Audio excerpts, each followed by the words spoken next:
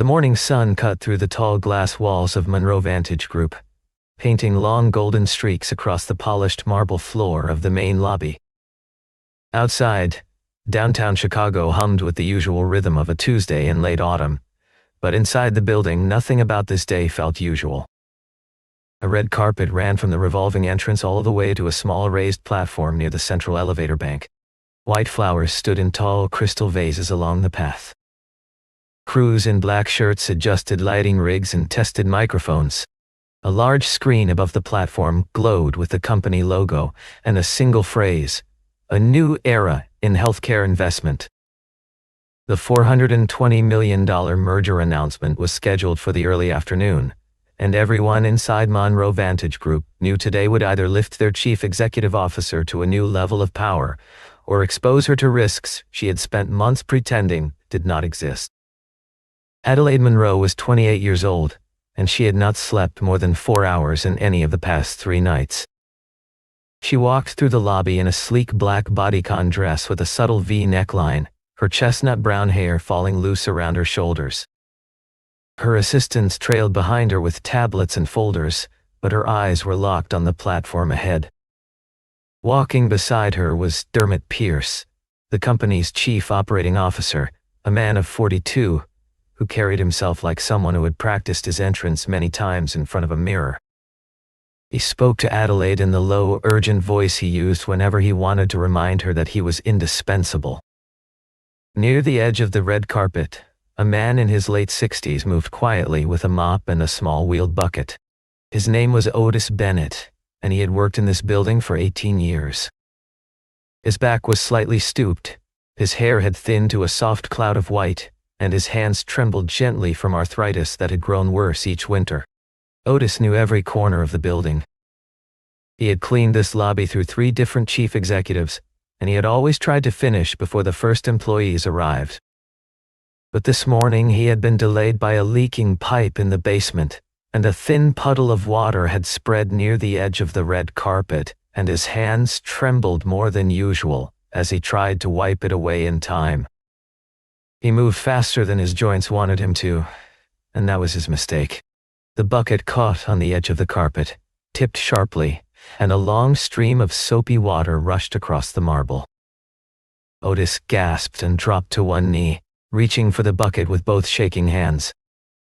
The mop slid out of his grip and clattered onto the floor with a flat, embarrassing sound that carried through the whole lobby. Adelaide stopped walking. Dermot stopped beside her. Several employees who had been hurrying toward the platform turned and stared.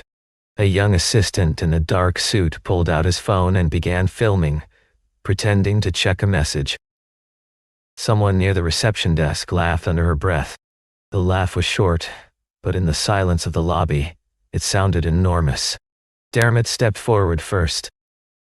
He looked down at his polished black shoes, then at the tiny droplets of water that had landed on the leather, then at Otis.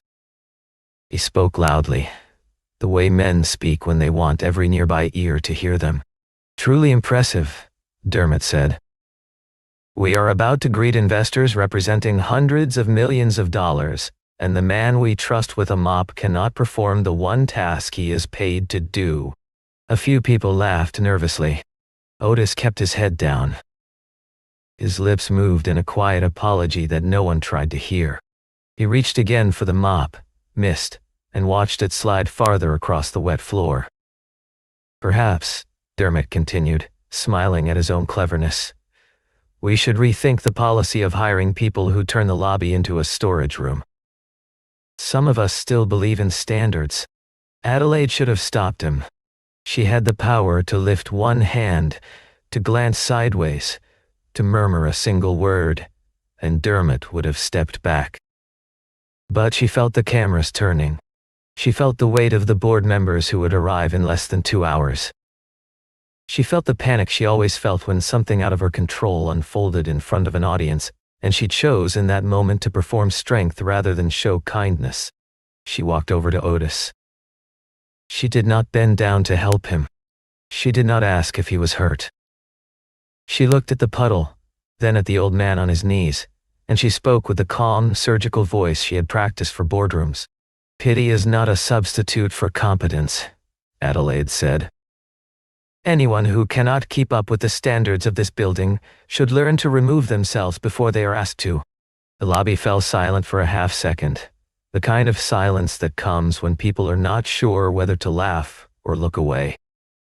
Then a few of them laughed anyway, because their chief executive had not stopped them, and because in this building, the rule had always been to follow the loudest voice in the room. Otis lowered his head until his chin almost touched his chest.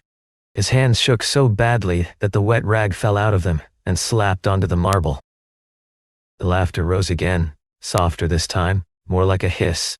In a small alcove near the side corridor, a man in a faded gray work shirt stood very still. His name was Dante Holloway.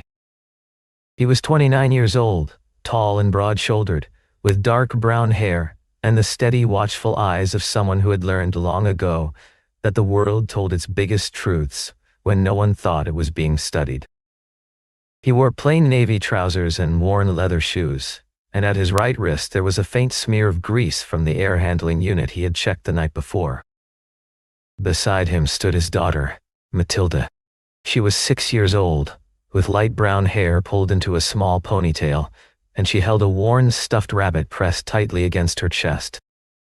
The rabbit had belonged to her mother, who had died when Matilda was barely a year old, and the rabbit went with Matilda everywhere, including to her father's job, on the afternoons when there was no other place she could safely wait. Matilda's eyes were wet, but she had not yet started to cry. She watched Otis on the floor and the laughing strangers and her father's still face, and then she tugged gently on Dante's hand. "Daddy," she whispered, "why isn't anybody helping him?" Dante did not answer right away. He looked at his daughter. He looked at Otis. He looked at the chief executive in the black dress, and at the man beside her who was still smiling at his own joke, and he understood with a sudden, quiet clarity that this was not a question he could push aside. He had taught Matilda many things in the years since her mother's death, but the most important lesson, the lesson he repeated almost every night, was that kindness is not weakness. If he stood here and said nothing, he would teach her the opposite. He would teach her that kindness only lasts as long as it is safe.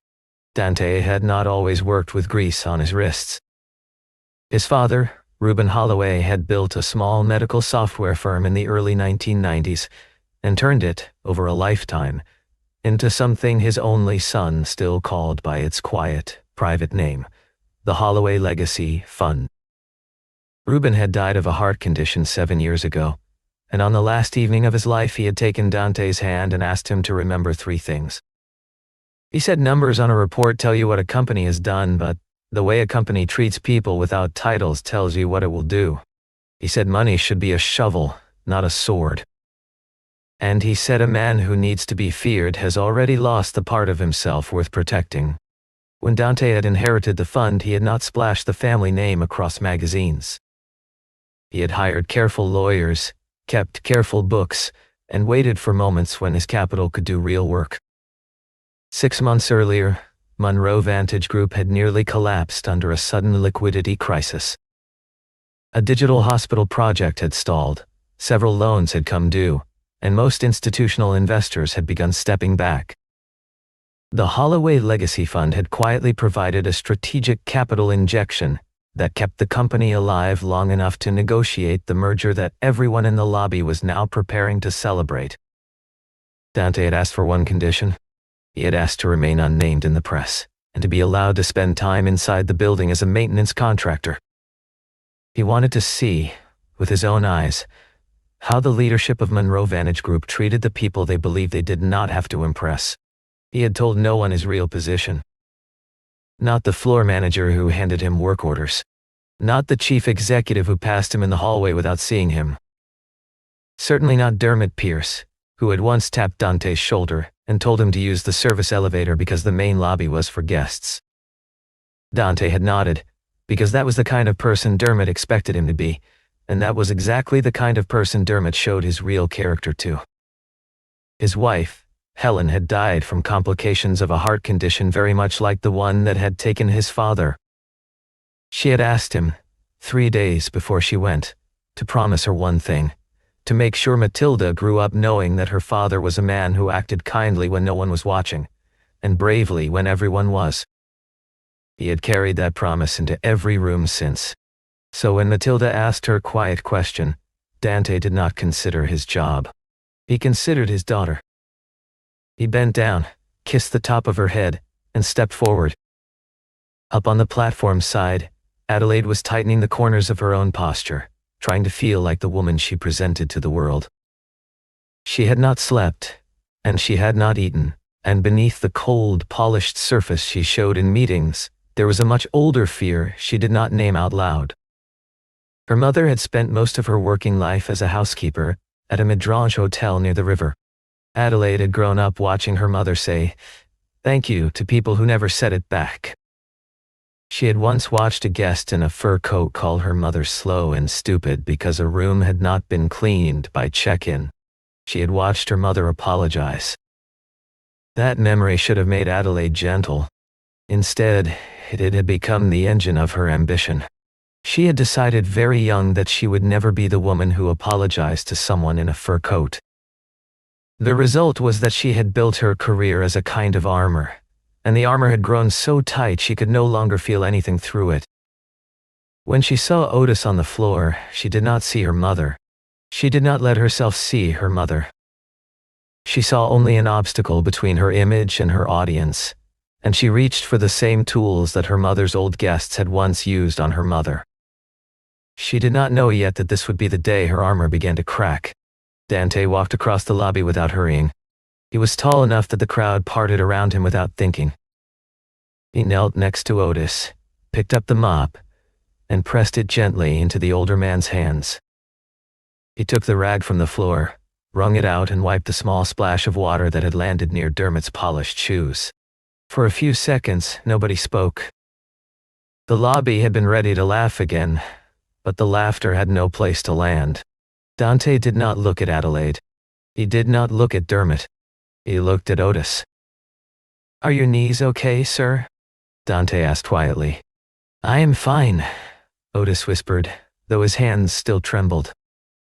"Please, son, you do not need to be down here with me. I'm exactly where I need to be," Dante said. Dermot recovered first, because he had learned long ago to fill any silence that did not flatter him. He folded his arms. "How touching," Dermot said. "The contractor and the cleaner. A perfect team. Remember your station, friend. Stand up before someone important sees you." Dante stood. He took his time. When he turned to Dermot and Adelaide, his voice was steady and quiet, and somehow it carried more weight than any of the louder voices that had filled the lobby a minute earlier. "He did not ruin the image of this company," Dante said. "The way you treated him did." A handful of younger employees near the reception desk straightened up. They had been the kind of people who pretended not to hear the way Dermot spoke to maintenance crews. They had told themselves it was not their business. Now they could not look away. Adelaide stepped forward. Her cheeks were warm, though her expression stayed flat. "Do you know who you are speaking to?" she said. Dante nodded slowly. "I do," he said. "You are the chief executive of this company. And Mr. Bennett is a man who has worked in this building for 18 years. Your title does not make him smaller. His uniform does not make you taller. Not where it counts." Adelaide felt the room shift around her.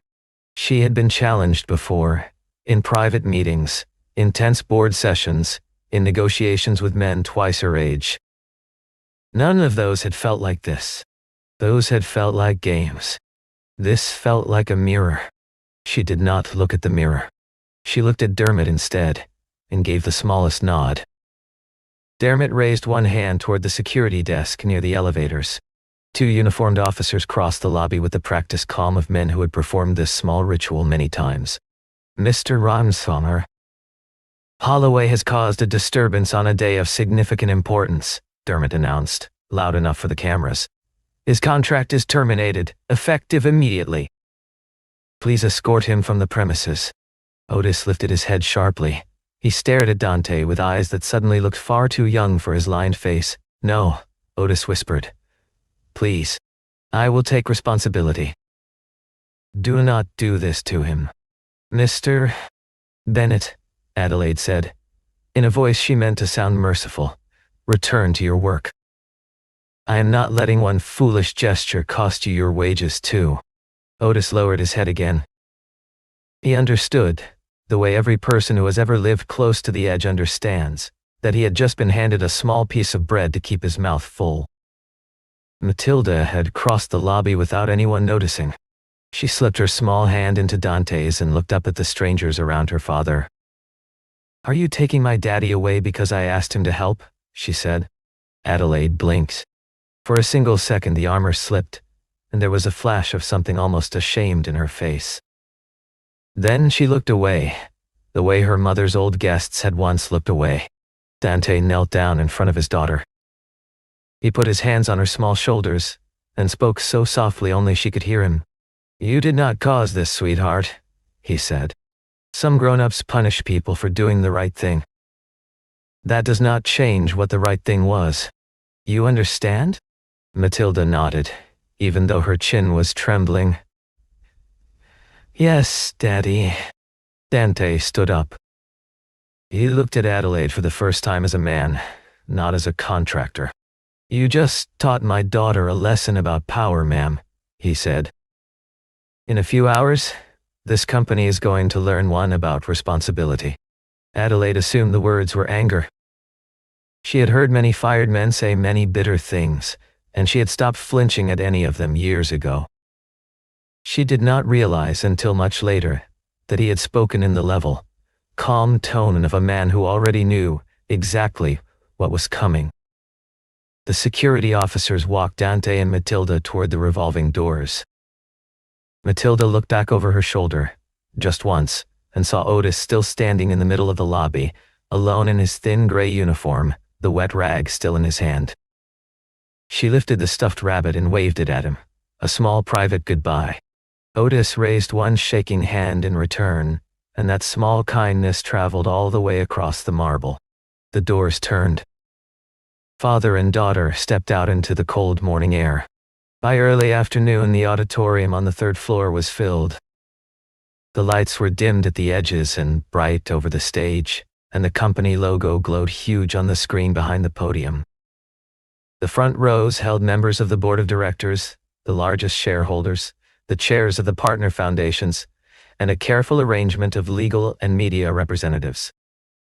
The middle rows held senior staff. The back rows held mid-level employees and journalists invited to observe a moment everyone expected to be a triumph.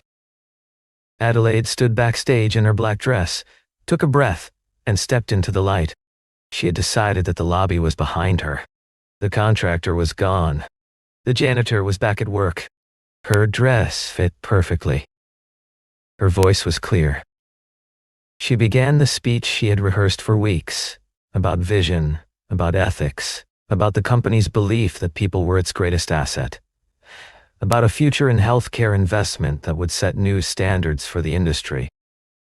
In the front row, William Prescott, the chairman of the board, was not listening. He was reading a short, urgent message on his tablet. The legal counsel for the Holloway Legacy Fund had arrived in the building. The fund's executive representative was requesting a change in the program. They wished to address the room before any final signatures were placed on the merger document. William sat very still. He knew, as the senior members of the board knew, that the Holloway Legacy Fund was not an ordinary investor. The fund had been the silent column that had held Monroe Vantage Group upright during the worst months of the previous year. Their 41% voting share in the new capital round gave them the legal authority to freeze the merger if they detected a serious governance risk. William did not know who the executive representative was. He had assumed it would be one of the older men he had met during the rescue discussions, perhaps a financial officer from the family's legal team. Adelaide kept speaking. She did not see William signal to the program director at the side of the stage. She did not see the program director nod, then murmur something to the master of ceremonies. She heard only her own voice describing a company that valued every employee, that recognized the dignity of every contributor, and she allowed herself in that moment to believe what she was saying. The master of ceremony stepped forward at the next pause. He thanked Adelaide, then turned toward the back of the auditorium. Before we move to the final signing portion of our program, he said, "We are honored to welcome a representative of one of the most significant strategic investors in our company's recent history. Please join us in welcoming the executive representative of the Holloway Legacy Fund." The back doors opened. Heads turned. There were perhaps 400 people in the room, and most of them had expected to see a sober older man in a tailored suit. What they saw instead was a tall young man in a plain gray work shirt, with worn leather shoes and a smear of grease at one wrist, walking quietly down the center aisle with a small girl beside him. The little girl held a stuffed rabbit. 2 steps behind them walked an older woman in a charcoal blazer, with silver-framed glasses and a leather portfolio under one arm. Her name was Bernice Carter, Senior Legal Counsel for the Holloway Legacy Fund. The auditorium was very quiet. Several employees who had been in the lobby that morning recognized Dante at once. One of them gasped audibly. Adelaide turned slowly on the stage. Her smile froze. Dermot, standing at the edge of the stage with his hands behind his back, went very still. The way men go still when they suddenly understand that a door has closed behind them, and they did not hear it shut. William Prescott rose from his seat in the front row. He walked toward the aisle and offered his hand to Dante. "Mr. Holloway," William said, in the careful formal voice of a man who had just understood a great deal in a very small amount of time, "Welcome. We are grateful that you came." Bernice Carter stepped to the podium beside Adelaide. She did not smile. She opened her portfolio and spoke clearly into the microphone, her voice trained for moments exactly like this one. "My name is Bernice Carter, Senior Counsel for the Holloway Legacy Fund. I am here on behalf of our executive representative, Mr. Dante Holloway. The Holloway Legacy Fund holds a 41% voting position in the current capital structure of Monroe Vantage Group, and was the principal strategic investor in the rescue financing of 6 months ago. Our authority over the present merger requires our affirmative signature for the agreement to take effect. Mr. Rahman. Holloway has asked for the floor, and the chairman of the board has agreed." Adelaide did not move. She was aware, in the smallest, sharpest possible way, of every word she had spoken to Dante in the lobby that morning. She was aware of the laughter she had not stopped, and of the way she had walked past Otis without bending down. She was aware of the way her mother used to look when a guest in a fur coat had finished with her and walked away. For the first time in a long time, Adelaide felt small inside her own dress. Dante walked up the steps to the stage. He did not smile triumphantly. He did not look at Dermot. He glanced once at his daughter, who had taken a seat in the front row beside William, and then turned to face the room. He approached Adelaide. She forced her training to the surface and extended her hand. She tried to speak as though the morning had never happened. "Mr. Holloway," she said, "welcome to Monroe Vantage Group." "We are so glad."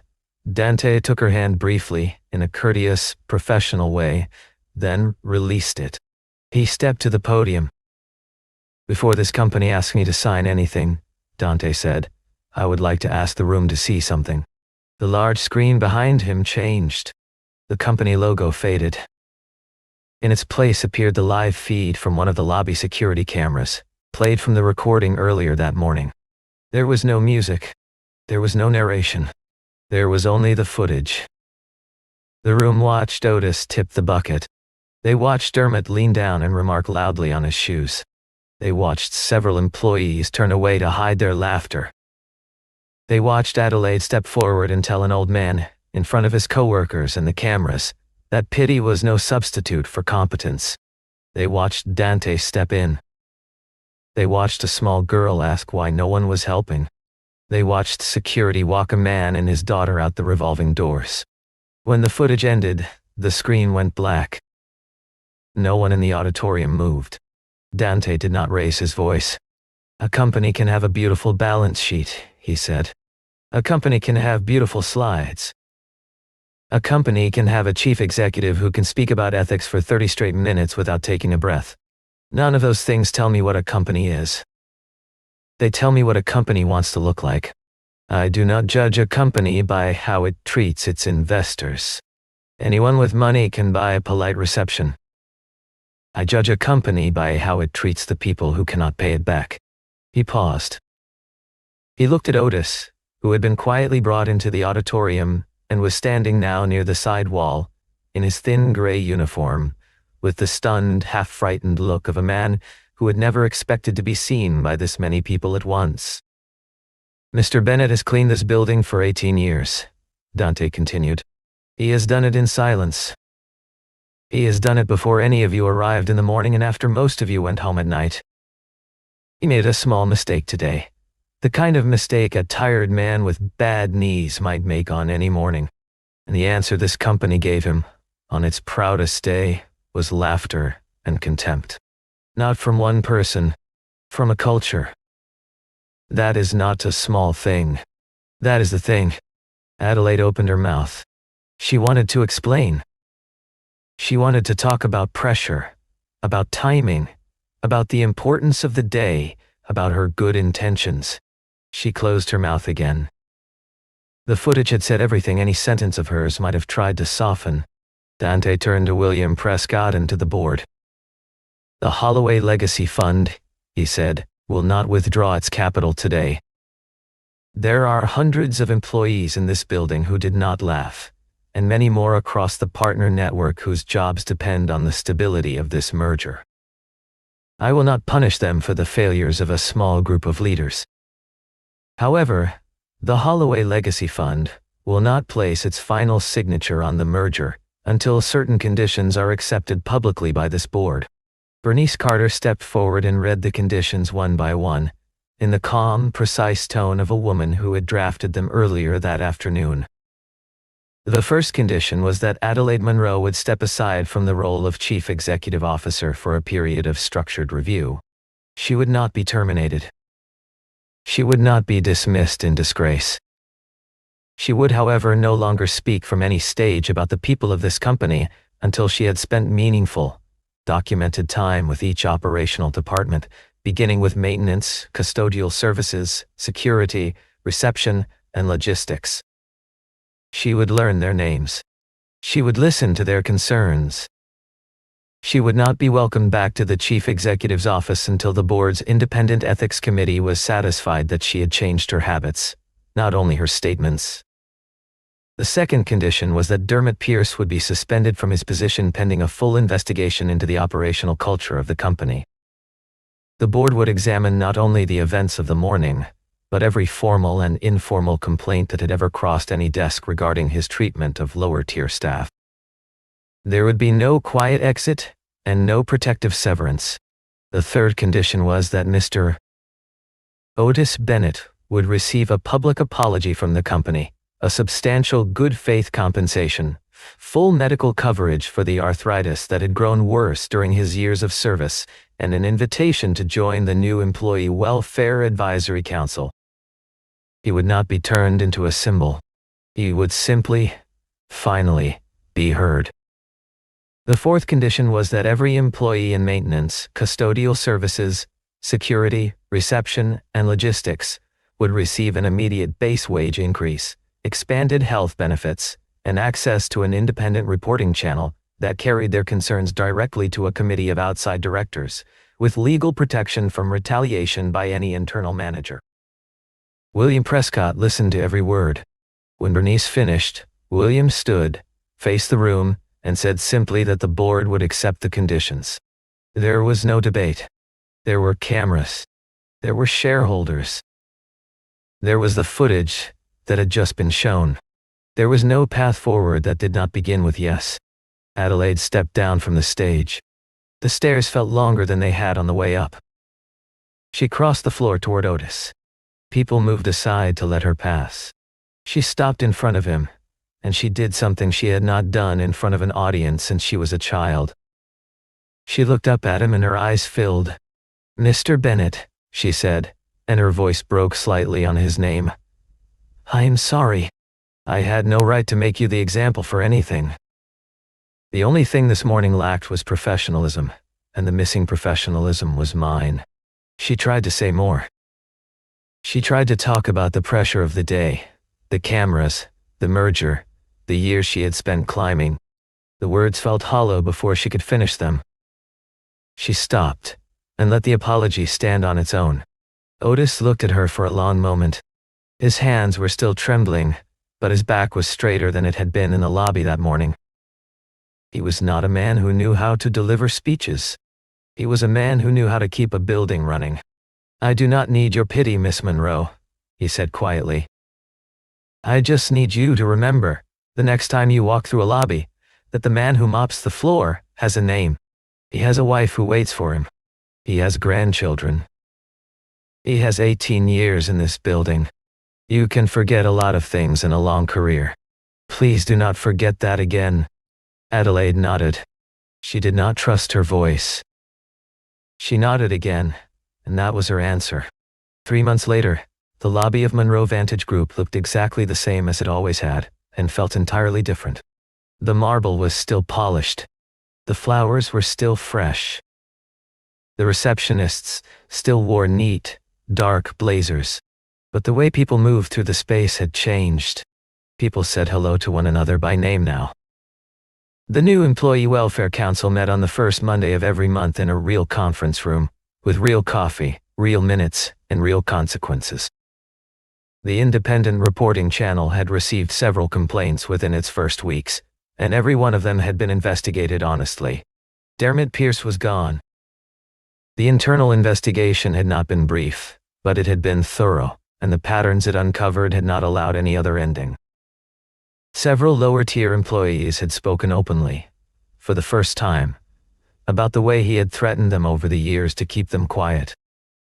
The board had thanked them, protected them, and shown them, in small, visible ways, that speaking honestly was now safer than silence. Adelaide had not vanished from the company either. She remained on payroll as an operational advisor, and the terms of her review required her to spend meaningful hours every week with each operational department. In the first few weeks, some of the staff had been skeptical. They had seen executives perform humility before. But Adelaide had stopped performing. She had started listening. She learned that the woman who emptied the trash in the executive suite was named Helen and had a daughter in nursing school.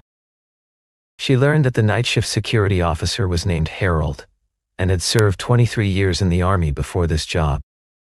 She learned, slowly, that her mother had not been weak when she said, "Thank you" to people who did not say it back. Her mother had been the strongest person in those rooms, and Adelaide had spent 15 years misunderstanding her. Dante had not taken the chief executive office. He had no interest in it. He continued to serve as the executive representative of the Holloway Legacy Fund, and his real authority remained where it had always been, in the patient, careful oversight of how the company treated its people. He still arrived at the building most days in plain clothes, still ate lunch from a hand-packed container, and still picked Matilda up after school and brought her with him to the lobby in the late afternoons, when the light was soft and the day's loud work was done. On one of those afternoons, near the end of a clear winter day, Dante came through the revolving doors with Matilda at his side. Across the lobby, Otis was carefully mopping a small spot near the elevator bank. A young employee, no older than 25, was walking ahead of him with a yellow caution sign and setting it down at the edge of the wet floor. Otis nodded his thanks. The young employee smiled and said the older man's first name and then went on her way. Adelaide came down the hall in a simple dark gray sweater and slacks. She did not look like a magazine cover anymore. She looked like a woman who had been working all day. She slowed as she passed Otis, and she stopped. "Mr. Bennett," she said, "how are the knees today?" Otis looked up at her and smiled. "Just a little better, Miss Monroe," he said. "The new chair in the break room helps." "Thank you for asking." Matilda watched all of this from beside her father. She lifted her stuffed rabbit and held it out to Otis for a second, then pulled it back. "Mr. Bennett," she said, "would you hold him? I have to fix my shoe." Otis took the rabbit very carefully, the way a man holds something he understands the value of.